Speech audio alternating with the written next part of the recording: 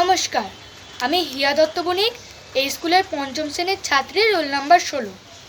আজ আমাদের বিদ্যালয়ে ৭৫তম বর্ষপূর্তি উপলক্ষে সাংস্কৃতিক অনুষ্ঠানে অংশগ্রহণ করার সুযোগ পেয়ে ঈশ্বরচন্দ্র বন্দ্যোপাধ্যায়ের ২০০তম জন্মবার্ষিকীতে প্রথমে তাকে শতকোটি প্রণাম জানাই। আর বিদ্যালয়ের শ্রদ্ধেয় দিদিমণিদের, বিশিষ্ট অতিথিদের এবং উপস্থিত প্রত্যেককে আমার শ্রদ্ধা এবং প্রণাম। পৃথিবীর যে কোনো দেশে, যে কোনো সংস্কৃতিতে ঈশ্বরচন্দ্র বিদ্যাসাগরের মতো মনীষী খুব বেশি আসেন না। বিদ্যাসাগরের আদর্শে অনুপ্রাণিত হয়ে আজ আমাদের বিদ্যালয়ের মতো অনেক বিদ্যালয় প্রতিষ্ঠা হওয়াতে আমার মতো অনেক মেয়ে পড়াশোনার সুযোগ পাচ্ছে।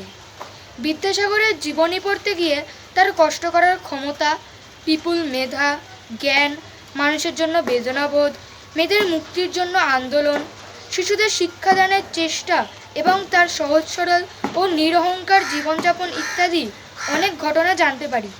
এইরকম বহু ঘটনার মধ্যে তার একটি ঘটনার গদ্যাংশ পাঠ করছি। এক রবিবার সকালবেলা বিদ্যাসাগর বাড়ির বাগানের ঘাস তুলছেন।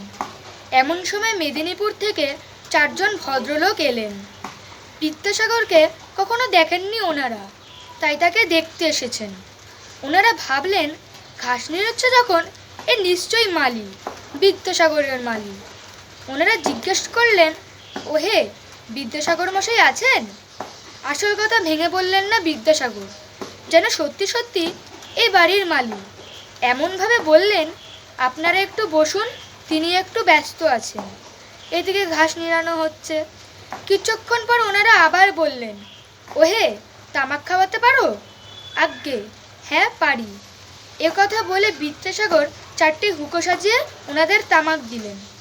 কিছুক্ষণ কাটার পর ওনারা আবার ব্যস্ত হয়ে উঠলেন, বললেন, ওহে, দেখো না, বড় দেরি হচ্ছে যে। হাতের কাজ শেষ হতে বিদ্যাসাগর ওনাদের কাছে এসে বললেন, কি দরকার বলুন? ওনারা বললেন, তুমি খবরই দাও না। আজ্ঞে, আমিই বিদ্যাসাগর। একথা শোনা মাত্রই ওনারা লাফিয়ে উঠলেন। বিদ্যাসাগরের পায়ের ধুলো নিয়ে বললেন, আপনি যথার্থই বিদ্যাসাগর। আচরণ ও পোশাক পরিচ্ছদে তো নয়, সমস্ত কাজেই পদমর্যাদা বা সম্মান বড় করে না দেখে কাজটাকেই দেখতেন বড় করে। যখন চাকরি করতেন তখন নিজের প্রয়োজনের বেশি খরচ না করার জন্য পায়ে হেঁটে কাজে যেতেন বেশিরভাগ সময়।